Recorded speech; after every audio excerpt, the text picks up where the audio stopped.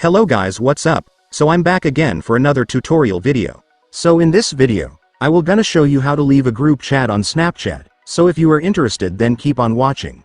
But before all that, if you are new to my channel consider to like and subscribe for more videos like this, and also, you can comment down below if you have something that you want me to make a tutorial about. So without further ado, let's start the tutorial. So to leave a group chat on Snapchat, it's actually pretty easy. So to do that, first, I want you to make sure that you are on the chat section of Snapchat. Once you're in the chat section, you'll then be able to see your chat conversations collection, so just find the group chat you want to leave. So let's say that you want to leave this group chat for example, so to do that, just long press it. And then go to More. And after that, you will now be able to see the Leave Group option right here, just go and tap it.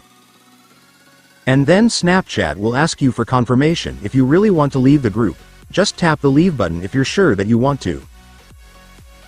And after that, it's done. Congratulations, you have now finally left the group chat. And so that's just how you do it guys. Now that you've watched this video you can now do it yourself. So that concludes our tutorial video for today. I hope it helped you. Thanks for watching, goodbye.